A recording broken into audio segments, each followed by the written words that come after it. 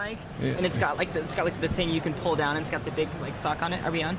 Yeah, we're on. Okay. But we're talking microphones, but we'll talk about that later.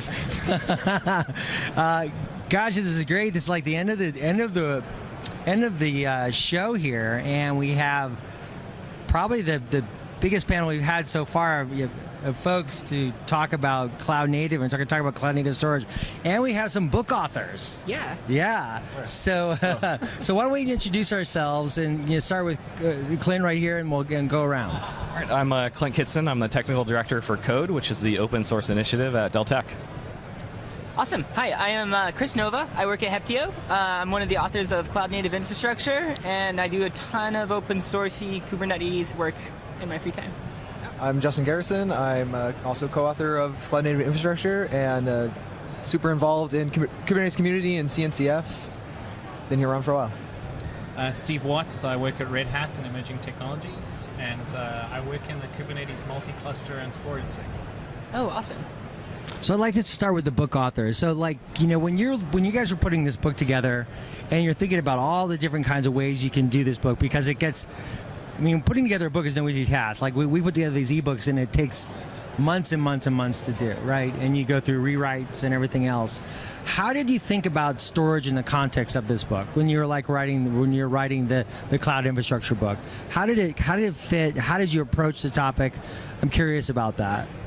Of storage? Yeah, storage overall. Storage overall. So, I don't think we really explicitly called out how to manage storage necessarily in our book, ever.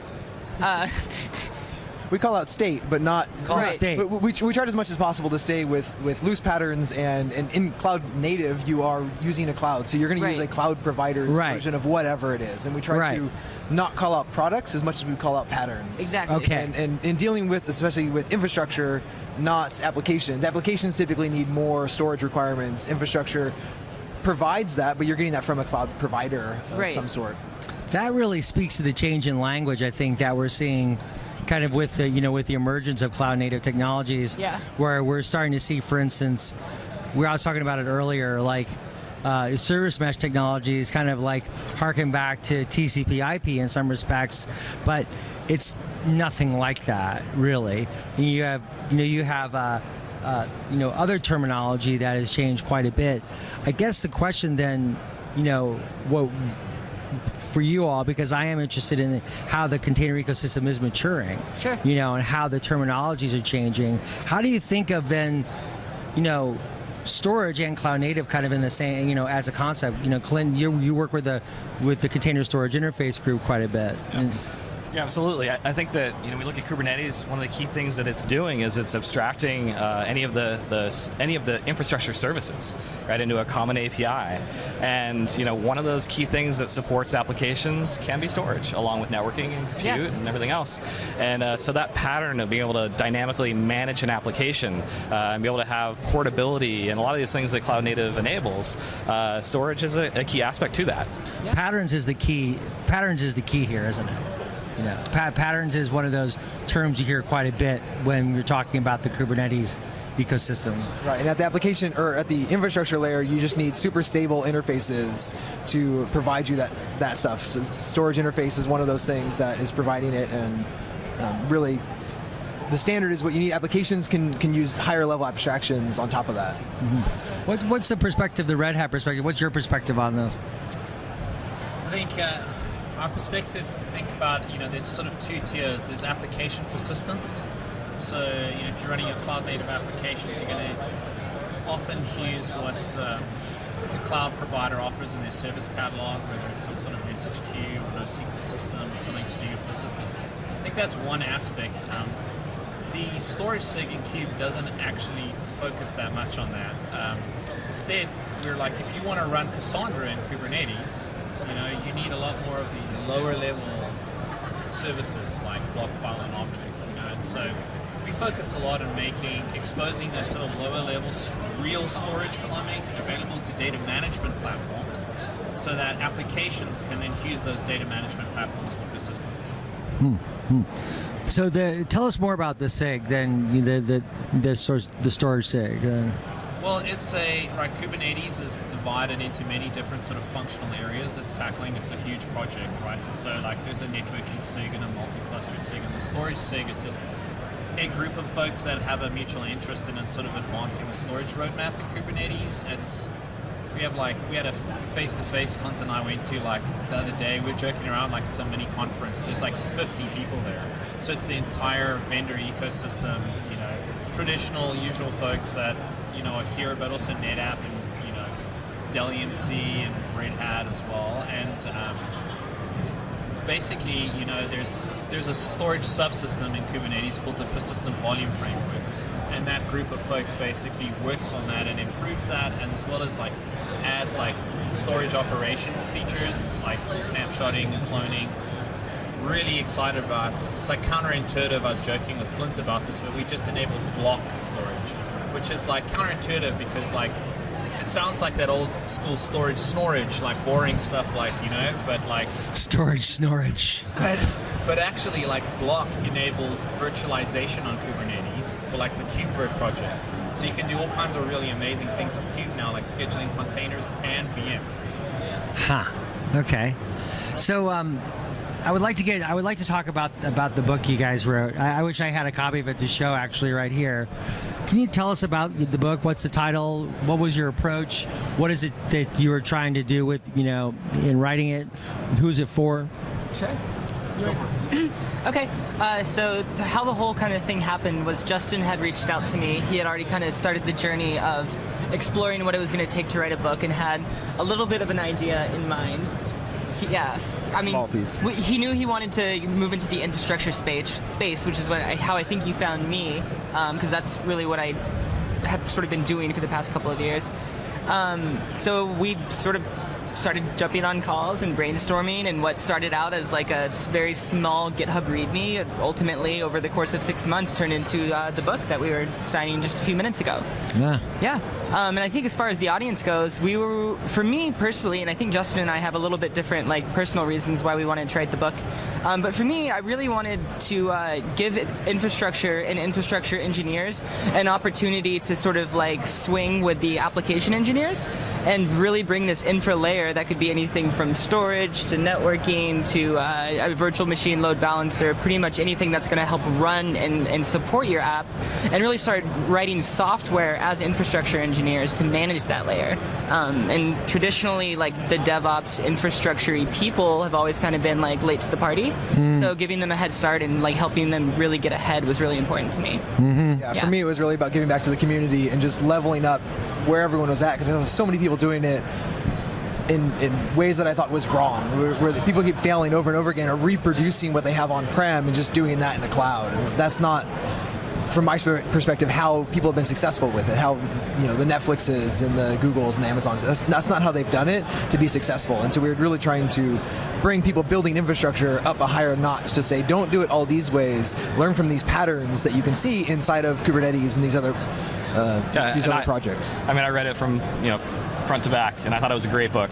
And it rang true to me. Like when we look at DevOps teams and organizations for the past few years, I mean, they've specialized in gluing things together.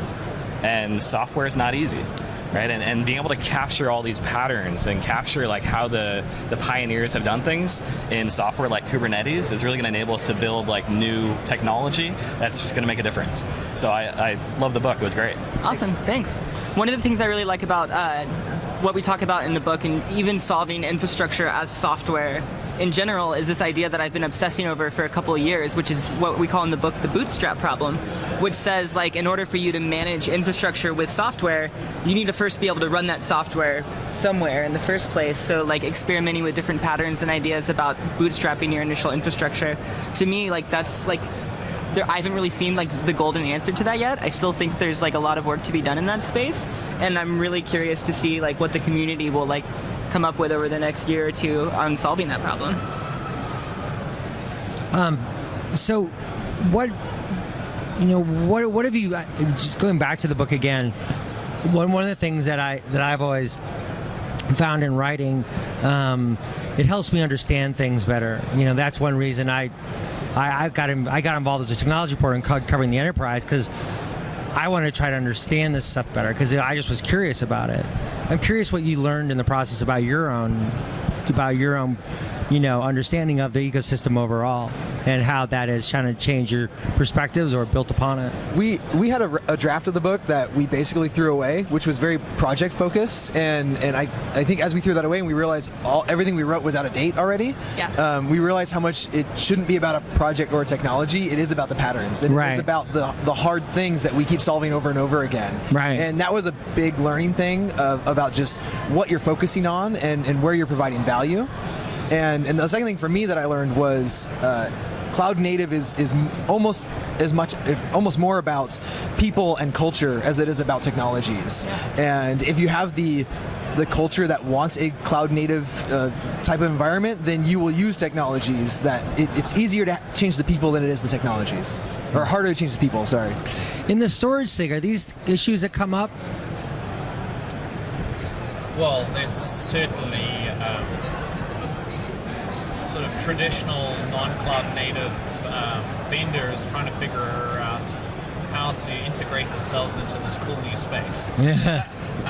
So there's plenty of that, and it's true. I mean, I think it's even in my sort of my own personal journey into this, like, I totally concur with what you said, and I'm still learning, like and the storage sig itself is still learning around like patterns, right? Like, I'll tell you one thing that's really interesting, right? Like, the old school way of people managing storage is like you submit a ticket to some storage administrator that like creates you the storage, and then like maybe the next day you get it back, like the cloud native ways, like EBS has an API, right? Like, you can just create storage on demand, right? We took that in Kubernetes and adopted that same pattern, and it's sort of revolutionary for the storage industry in that, like, we've taken the power for doing lifecycle storage management, put it in the hands of the developer.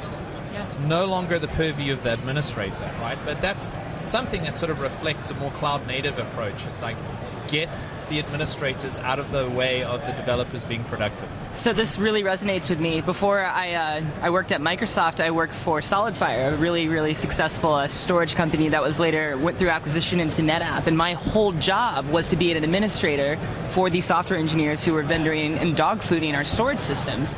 And as I started to automate that and build out these like really complex topologies on virtual machines, like real virtual machines on real bare metal, not the fake ones in the cloud, building out this topology, I began to naturally find myself coding myself out of a job. And a lot of the developers I worked with started to use my tools to vendor storage themselves. And it was like, that's when I kind of had that aha moment of, this is what cloud native is and this is what it means. So yeah, I think when you start to build on top of that too, like, you've got some amazing foundation, you've got storage extensibility, you've got Kubernetes exposing this in a somewhat standard way, and the applications that you can start putting on top of this infrastructure become very, very powerful. Like, when you've got the elasticity of a cloud and you've got the on-demand capability the clouds provide, and you expose that to an app and allow an app to start managing itself, you take things that are typically very, very complex, which took many scripts to manage in SolidFire, for example, right. And you've empowered them by giving them any resources they want at any time, and you've made a great application.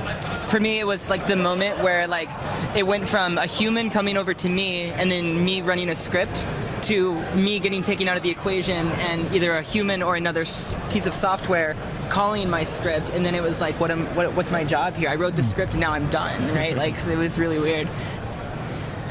So what happened to the job? Right. Well, so ultimately I moved on and started working in Kubernetes and letting go, and here I am. Is that how you came to discover?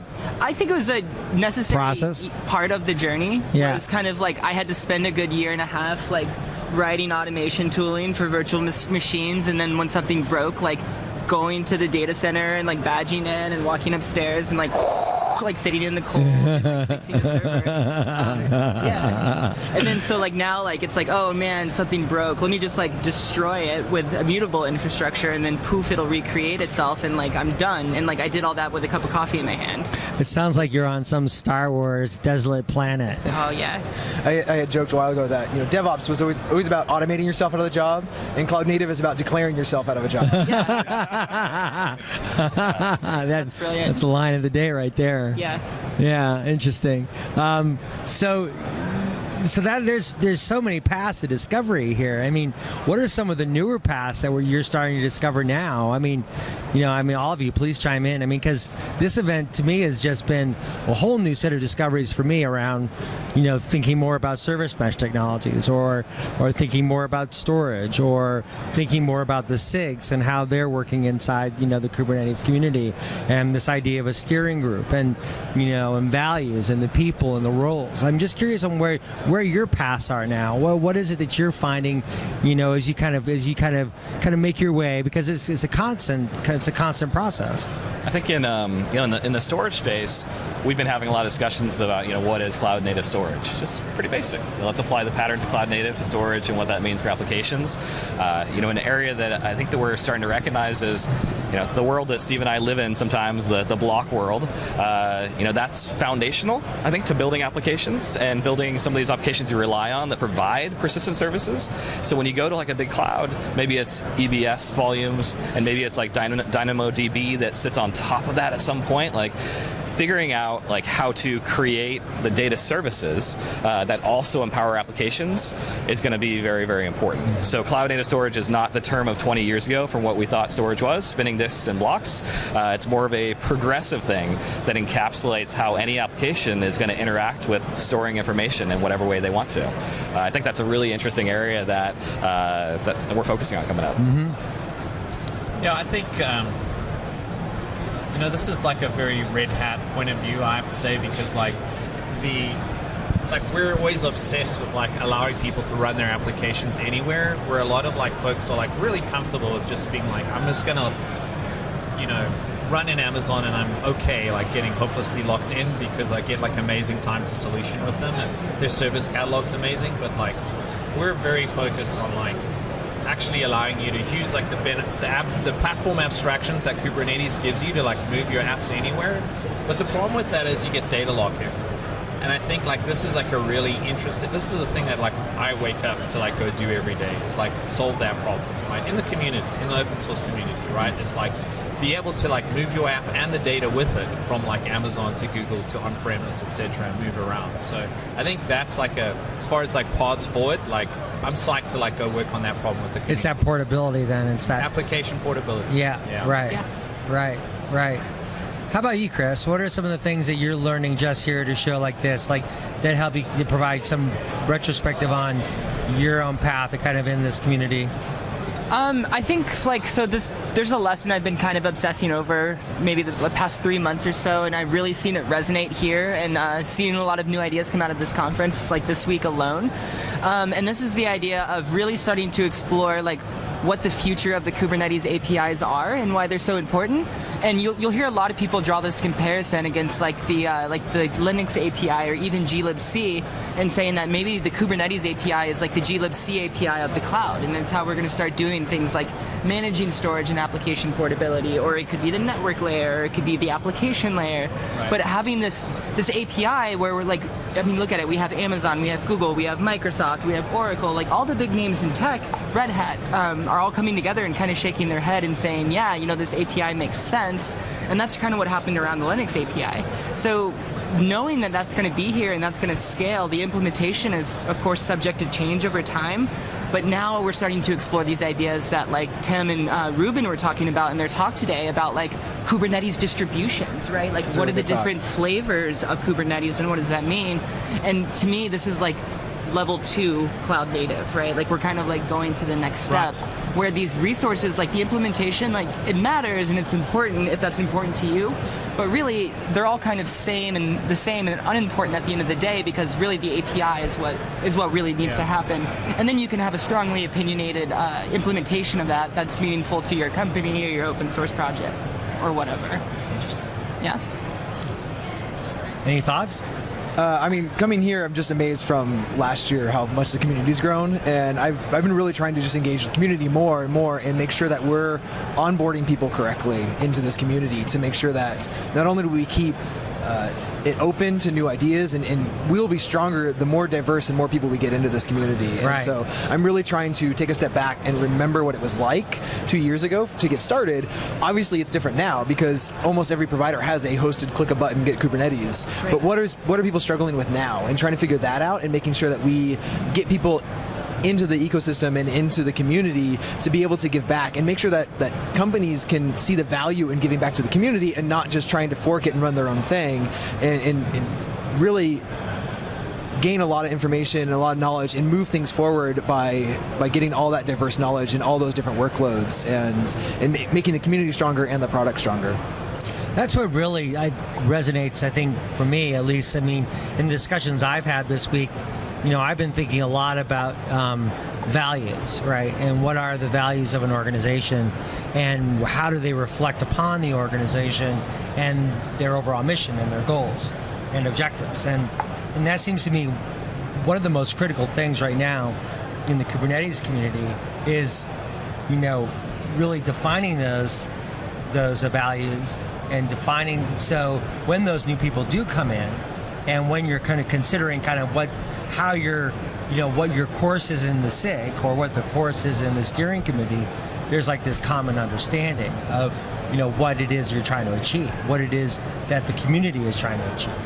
Yeah, and I think the CNCF has been really good about being so open, managing the projects and how they are structured to be able to do everything in the open. There's not hidden agendas, and everyone can be upfront about those things. But we do need to make sure that in the community we reinforce the type of behavior and interactions with people that are good and that are healthy for the community, because otherwise it can devolve and things can flame out really quickly if it's a bad experience or a bad community to be part of. Mm-hmm. So I mean, because as this community grows, and like as you were saying, is like Kris, you're saying, for example, that if we are indeed talking about Kubernetes becoming like this universal API, really, right? Across, and we have this general acceptance, universal acceptance from the Alibabas, the Tencent, the Google, the Amazon Web Services, Microsofts of the world, the Dells. Then that has to kind of make you think that the problems are going to scale, right? And so I'm curious, like for instance, from a storage perspective, what are those problems that you see scaling that you're going to have to continually to be watching, as we kind of move forward? I think one of the things that we're actually tackling right now to help that is just making sure that there's a common understanding of what storage should be in cloud native. I think just like the patterns that are described in the book, like what does that mean to this area of storage? And if everybody can share their ideas, and put this down on paper, and I think that's the foundation that we need to be able to move forward and help scale. If we don't do that, then we tend to have conversations over and over and over again, right? And don't make progress. That's when everything just kind of stops. Yeah. And we see this with the talk I gave earlier today about an infrastructure cluster API for Kubernetes as a whole, which is we have all these deployment tools that don't subscribe to a shared API for everyone, and the community is very much fragmented. The user experience is very different, and everything is sort of this standalone island that you can't plug into anything else. It's just like you can use that and only that, or you can use something else and only that something else. So looking at storage and saying hey, we're starting to unify these ideas and creating modular interfaces to plug stuff together with, that's cloud native in my eyes anyway. Yeah, the composability of the stack. I think technically that's how we help it scale. Yeah. Right. How about you? What are some of the for either of you? What are some of the challenges you see ahead in terms of scaling issues that will be required for you to really start to think about it? For me, they always creep up, right? It's like, oh, that's an issue. I'm seeing that issue we see that in our daily lives all the time, right? So I'm just curious on, as Kubernetes and as the cloud native community really, really starts to grow, what are those scaling issues that keep thinking about in the back of your head? Yeah, I think there's some dragons down the road as far as right now, a lot of the actual SIGs, the people that show up for the SIGs, they're big. I mean, there's 30, 40 people sometimes. The people that are actually doing the code, it's sometimes 10% of that, right, in each SIG. And I think Kubernetes as a community needs to get better about onboarding actual contributors. So that's the one thing. And then I think, we're going from sort of micromanagement processes when we were a small community to like this gnarly, huge community that we've become. And like, we're going to have to change, like becoming more efficient as a macro sort of community. So I think there's some challenges down the road, especially around like governance and like how you run fast at that size. And I think when I think of Kube, I actually think of like the Linux community, right? Like, I think that it's a huge sort of like, you've got all these packages and the kernel and like trying to get everything to work together. Like, that's where we're headed. Like, as far as like all these different SIGs, like it's a platform that can run any workload. Like, that's really exciting, but also slightly terrifying from a governance perspective about like how we keep everything together. That's the negative take. Just kidding. Yeah. No, I had like SIGs are the new subsystems, right? Yeah. Yeah. Yeah, SIGs are the new subsystems. So that's great. I think it's interesting though. Catchphrase right there. Yeah, with the CSI as an example, building a proper interface, it allows you to have the right conversations inside the SIG. Because I think the wrong conversation is a storage vendor coming in saying, I want to be in the project, and here's what needs to happen, or here's how I get implemented. And the right conversation is, well, what do apps need from storage? And how do we enable that feature through interfaces? And so I feel like there's dragons, but things are heading the right direction, especially with CSI coming out in 1.9. Yeah. I think having an interface and an API and a consumable library for any piece of software, especially anything written in Go nowadays, is sort of a standard. And you see this in Kubernetes where like we've kind of gone the other way and we like wrote the tool first as a command line tool, and then like now we're kind of trying to backpedal a little bit and say, okay, we need to write this as a library so that other tools can vendor it. And you see this in kubeadmin that works great at the command line, but trying to vendor it into another piece of software that maybe like rebrands how we want to enter this code base. We're trying to kind of second guess ourselves there and come back and redo a lot of that. So again, these are lessons we saw in Linux and that we're going to see moving forward. Well, great. That's fantastic. This has been a really fun conversation to end the KubeCon Cloud Native Con conference. I want to thank you all for joining us, and 2018 is going to be a fun year. We didn't even get to container identity, which is an issue I think that's going to be fun to watch and narrate as in the new year. So you all have great happy holidays, and thanks. and we'll see you again soon. Okay. Thanks for having us. Thank you. Thanks everyone. Yeah.